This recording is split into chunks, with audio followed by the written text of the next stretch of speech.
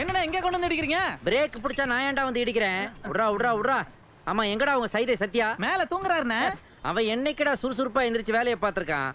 வாழ்க்கையில அவன் பார்க்காத ஒரே விஷயம் என்ன தெரியுமா? சூரிய உதயம் தான். அங்கங்கண்ணா போறீங்க? எனக்கு அர்ஜென்ட்டா 2000 ரூபாய் தேவைப்படுதுடா. அதான் சத்யா கிட்ட வாங்கலான்னு போறேன். ஏன் உங்ககிட்ட 4000 இருக்குதா? அதுக்கு இல்லண்ணே, மணி இப்ப 9 தான் ஆகுது. 11 மணிக்கு முன்னாடி எழுப்புனா அண்ணனுக்கு கோவம் உங்களுக்கே தெரியுமில்ல. இப்போ உனக்கு மணி 11 ஆகணும், அவ்வளவுதானே? இங்கே பார். என்னண்ணே உங்க வாட்சில மணி 11 ஆகுது. ரிப்பேரா? ரிப்பேர்லடா, ப்ரிப்பேர். தலைவன் எதுலயுமே கொஞ்சம் முன்னெச்சரிக்கையா தான் வருவேன். இப்ப பார். சத்யா சத்யா சத்யா, ஆடாடாடா, இங்க பாரு, ஒரு கோத்ரேஜ் பீரோவே கவுந்து கிடக்குது. இவனை எழுப்புறது ஒரு கூட்டத்தையே கலைக்கிற மாதிரி. சத்யா எந்திரி, மணி காலையில 11 ஆச்சு. என்ன இன்னும் தூக்கம்? எந்திரி, எந்திரிச்சு பல்லு விளக்கு. ஆமா, இங்க பாரு. ஏண்டா நீ டியூட்டிக்கு போல இங்க வந்திருக்க? அது ஒண்ணும் இல்ல சத்யா. போன வாரம் என்னோட பர்த்டே பார்ட்டி இங்க கொண்டாடினேன் இல்லையா? நீ கூட 17 பீர் அடிச்சியே. அதுல கொஞ்சம் எக்ஸ்பென்சஸ் ஜாஸ்தி ஆயிடுச்சு. ஃபைனான்ஸ் கொஞ்சம் டைட்டா இருக்குது. நீ தான் வசூல் பண்ணனாச்சே. வசூல் பண்ணிடுவேன். இந்த ஹெல்மெட் மேட்டர் கூட கரெக்ட் பண்ணலாம்னு நினைச்சேன். ஜனங்க சட்டத்தை மதிக்க ஆரம்பிச்சிட்டாங்க. நான் என்னப்பா பண்ண முடியும்? அதான் உங்ககிட்ட வந்தேன். ஒரு 2000 ரூபாய், ஜஸ்ட் 2000 கொடுத்தீங்கன்னா திருப்பி கொடுத்துருவேன். யாருக்கு தெரியும், கொடுத்தாலும் கொடுப்பேன். டேய் அம்மாவாசை, என்னப்பா இவ்வளவு வெயில அம்மாவாசை கூப்பிடுற? பணம் அவன்கிட்ட தான்டா இருக்கு. பணம் அவன்கிட்ட இருக்குடா. ஐயோ டேய் அம்மாவாசை, டேய் மேல வாடா. ஆபீஸ்ல கூப்பிடுறாங்க. பணம்லாம் இருக்குல்ல அவன்கிட்ட? குடு. இந்தாப்பா, இது உள்ளதான் பணம் இருக்கான். ஒன்லி 2000 தான். மிச்சமெல்லாம் நீயே வச்சுக்க. டேய் கிட்டத்துல வராதடா. ஆயில் படுதல இடியட். Bad smell. குடுப்பா. ஏண்டா இந்த 67 நாமத்துல எவ்வளவு வந்துட்டாரா? 11 மணிக்கு தானே வரனாங்க. இப்ப மணி 9:30 தானே ஆகுது. இல்லப்பா, என்கிட்ட விட்டுப்பா. அடிக்காத. இங்க வாட்ச் இருக்கேப்பா.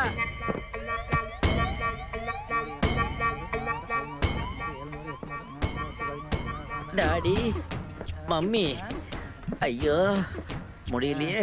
இந்த அடி அடிச்சுட்டு குழந்தை மாதிரி மறுபடியும் தூங்குறானேடா. இப்ப உனக்கு திருப்தியா? ஆமாண்ணே. போடா. அப்பா. பேரன்பு கொண்ட பெரியோர்களே, தாய்மார்களே, முன்னாள் அமைச்சரும் தொழிலதிபருமான அண்ணன் பிவிஆர் அவர்கள் வடபழனியில் உள்ள காந்தி மார்க்கெட்டில் காந்தி சிலையை திறந்து வைக்க இருக்கிறார். அது சமயம் நீங்கள் அனைவரும் திரளாக என்னையா சொல்ற? ஆமா சார், செலவு இருக்கிற அன்னைக்கு மார்க்கெட்ல உங்களுக்கு கருப்பு கொடி ஆட்டத்தை முடிவு பண்ணிருக்காங்க சார். யோ, அது என்னோட ஃபேக்டரி. நான் நினைச்சா திறப்பேன், நினைச்சா மூடுவேன். அது என்னோட இஷ்டம். அதுக்காக 10 லட்ச ரூபா செலவு பண்ணி நான் காந்தி சிலை திறப்பேன். அது கருப்பு கொடி காட்ட வருவானுங்களா? இந்நேரம் நீங்க மந்திரியா இருந்திருந்தா எவனாவது கருப்பு கொடி சிவப்பு கொடி தூக்கிட்டு வந்திருப்பானுங்களா? எல்லாம் என் தலையெழுத்து. நேத்து அரசியலுக்கு வந்தவன் பொண்டாட்டி எல்லாம் கார்ல ஆறுன்னு சுட்டு விட்டு கௌரவமா தெரியுறாங்க. அறிவு கிட்டவள, அது ஆறுன்னு இல்ல, சாயிரான். ஆமா, இதுல ஒன்னும் குறைச்சல் இல்ல. ஜெயிக்கிற கட்சியா பார்த்து கூட்டணி செய்து பதவி பிடிக்க துப்பு இல்ல, பேச மாட்டீங்க பேச்சு. என்னடி பண்ண சொல்ற? இந்த கட்சி தான் ஜெயிக்கும், அந்த கட்சி தான் ஜெயிக்கணும், எல்லா பத்திரிக்கையும் மாத்தி மாத்தி கருத்து கணிப்பு எழுதுறானுங்க. அதை நம்பியெல்லாம் நான் கட்சி மாறினேன். குரங்கு மாதிரி மாறி மாறி தாவுனது தான் மிச்சம். நான் சேர்ந்த எந்த கட்சியும் உருப்படல. இப்ப அரசியல் அனாதையா வீட்டில் உட்காந்துருக்கேன். பழையபடி இமேஜை பில்டப் பண்ணலான்னு தான் காந்தி சிலை அது இதுன்னு செலவு பண்ணிட்டு இருக்கேன். அதுக்கும் வேட்டு வைக்கிறானுங்களா? முதலாளி, நான் உப்பு தண்ணியில் பழப்பு நடத்தினாலும் சாப்பிட்றதெல்லாம் உங்க உப்பு தான். இப்போ என்ன, நாளைக்கு சிலை திறக்கும் போது பிரச்சனை வரக்கூடாது, அவ்வளோதானே? அண்ணாச்சிக்கிட்ட மேட்டர் சொல்லிட்டீங்கல்ல, கவலையே படாதீங்க. நாளைக்கு பாருங்க. திறக்காதே திறக்காதே, திறந்திடு திறந்திடு. கருப்பு கொடி என்ன பிள்ளைமா இருக்கு? மலைக்கு போற வேட்டி உருட்டி வச்சியா? பெருசு, நீ பெருசா இருந்துட்டு சிறுசா கொடி பிடிக்கும் போது நான் சிறுசா இருந்துட்டு பெருசா கொடி பிடிச்சா என்ன தப்பு? என்ன புரியலையா? நீ பெருசா இருந்துட்டு ஒழிக ஒழிக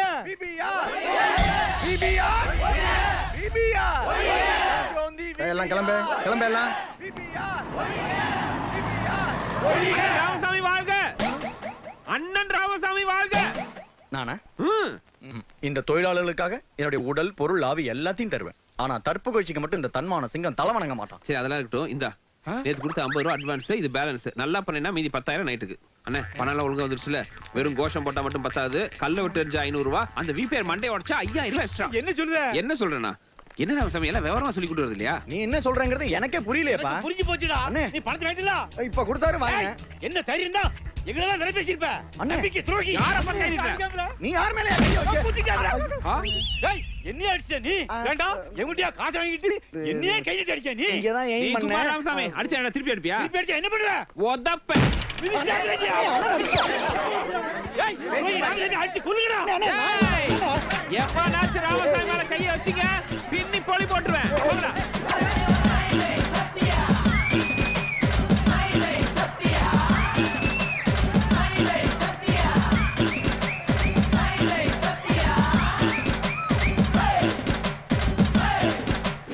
ராமசாமி எப்படி உன்னை காப்பாத்தின பாத்தியா? காப்பாத்தினியா? காலை வாரி விட்டேன்னு சொல்லியா? அவன் எவனும் என்ன அடிக்கல, சுத்தி சுத்தி அடிச்சது போல நீதான். சரி, ரொம்ப தேங்க்ஸ். எக்ஸ்கியூஸ் மீ, என்ன? ஒரு ஸ்மால் டவுட். நீ யாரு, எந்த ஊரு, ஏன் வந்த, எதுக்காக இதெல்லாம் பண்ணேன்னு நான் தெரிஞ்சுக்கலாமா? ஏன் பண்ணேன்னு கடைசி வரைக்கும் உனக்கு தெரியலையா? ஆரம்பத்துல இருந்தே தெரியலையா? நீ எல்லாம் ஒரு யூனியன் போடா.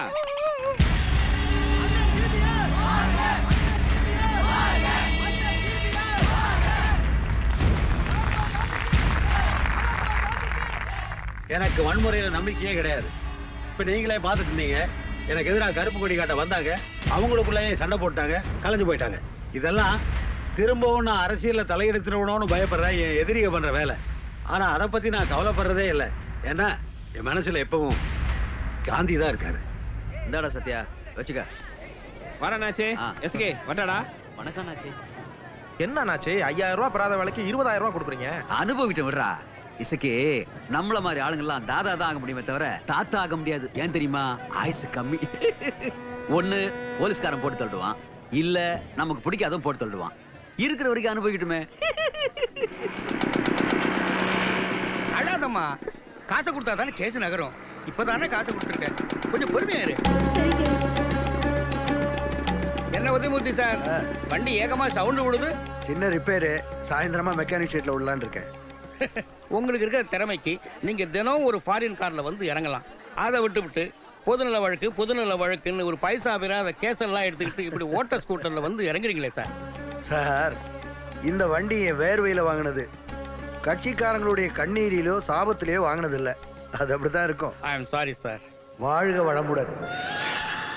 யுவர் ஆனர், முதல் நாள் என்கிற இவரு கட்டடம் கட்டுறதுக்காக கார்பரேஷன்ல பர்மிஷன் வாங்கும் போது 4 மாடி தான் கட்டுவேன்னு எழுதி கொடுத்துருக்காரு.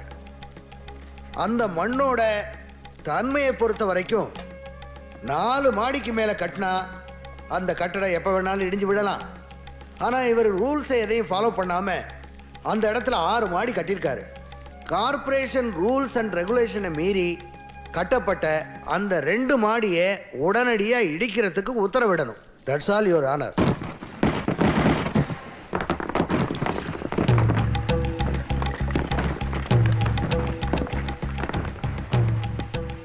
இன்ஜினியர் சார், அரை அடி உயரமா இருக்கிற மாதிரி இருக்க, டேப் வச்சு அளந்து பாத்துருவோமா? யோ, அந்த அரை அடியை சேர்த்திடியா? ஏன் வேலைக்கு உழ வச்சிட போற? Okay sir. தேங்க்யூ. சேட்டு, சட்டங்கிறது எல்லாருக்கும் பொதுவானது. அதை மீறி யாரும் எதையும் செய்யக்கூடாது. மனித உரிமை கமிஷன்ல கேஸ் போடு. சேட்டு மூஞ்சில காரி துப்பிட்டான். நான் அந்த கேஸ் வந்து அங்கே பார்த்துடுறேன். வாழ்க வளமுடன்.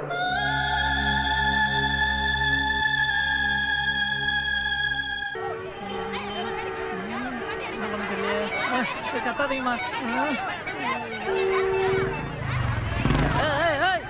என்னங்க கலாட்டா? என்னங்க கலாட்டா? தள்ளு தள்ளு தள்ளு. ஏய், என்னடா அம்மாவாசை, என்ன இங்க நிக்கிற? ஆக்சிடென்ட்டாடா? ஆக்சிடென்ட்லாம் ஒண்ணு இல்லண்ணே.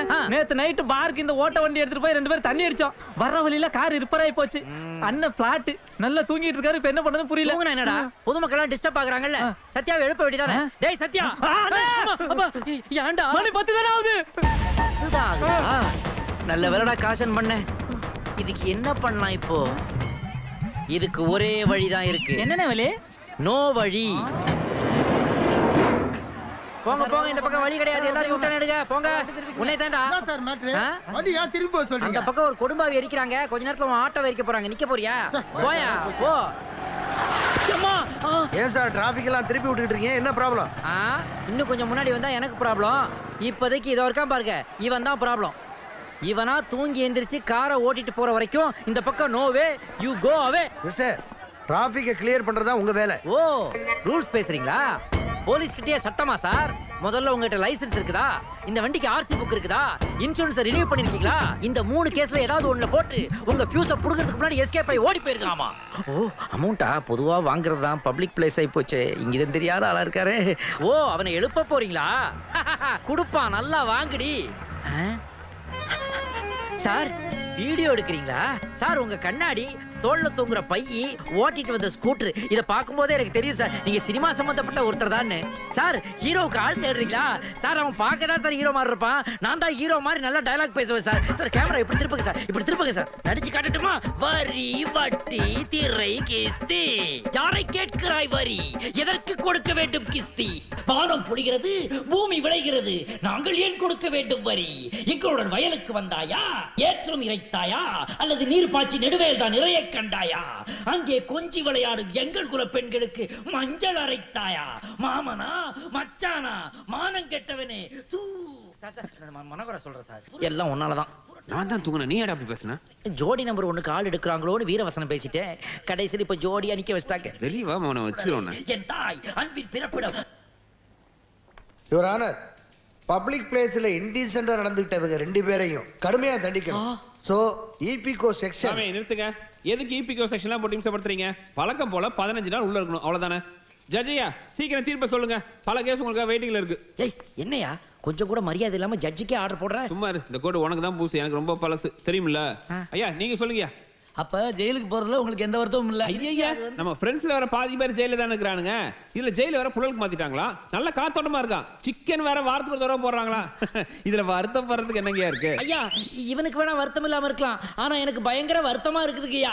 இவன் என் நண்பன் தான், ஆனா பொறுக்கி வேற போலீஸ் வேறன்ற நீங்க சரியா புரிஞ்சுக்கணும். அதனால தீர்ப்பு எழுதும் போது தனித்தனியா தான் எழுதணும். ஆமா சொல்லிவிட்டேன். ஓஹோ, எனக்கே ஆர்டர் போடுறியா நீ? ஐயா அப்படிலாம் ஒண்ணும் இல்லையா. என்னப்பா வாயை திறந்தாலே வம்பா இருந்தப்பா. பொதுமக்களுக்கு இடையூறு தரும் வகையில் நடந்து கொண்டதால் சைதை சத்யாவும் அவருக்கு துணையாக இருந்த போக்குவரத்து காவலர் கந்தசாமியும் 15 நாட்கள் மதுரையில் உள்ள காந்தி மியூசியத்தில் தங்கியிருக்க வேண்டும் என்று உத்தரவிடுகிறேன். காந்தி மியூசியமா? ஜெயிலுக்கு அனுப்புறது திருந்தறதுக்காகத்தான், டைம் பாஸ் பண்றதுக்காக இல்ல. உங்களுக்கெல்லாம் காந்தி மியூசியம் தான் சரிப்பட்டு வரும். ஏன் சத்யா, காந்தி மியூசியம் ஜெயில காட்டிலும் பயங்கரமானதா இருக்குமோ? எப்படி இருந்தா நமக்கு என்ன? 10 ஜெயிலரு 100 போலீஸ ஜெயில சமாளிச்சவன்டா நானு. அங்க எவன் நம்மள என்ன பண்ண முடியும்? டேய் கவர்மெண்ட் செலவுல மதுரைக்கு அனுப்புறாங்க, ஜாலியா 5 நாள் என்ஜாய் பண்ணிட்டு வந்துருவோம். நன்றி ஐயா.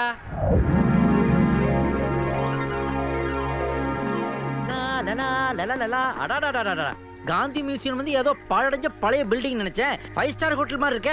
அனுபவி ராஜா அனுபவி.